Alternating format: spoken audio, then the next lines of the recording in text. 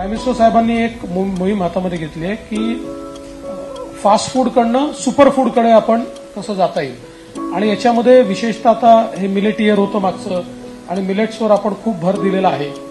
तर आता मिलेट्समधनं आपल्याला सुपर फूड कसं तयार करता येईल म्हणजे लहान मुलांना आवडेल, कारण फास्ट फूड लहान मुलांना आवडतं म्हणून ते खातात.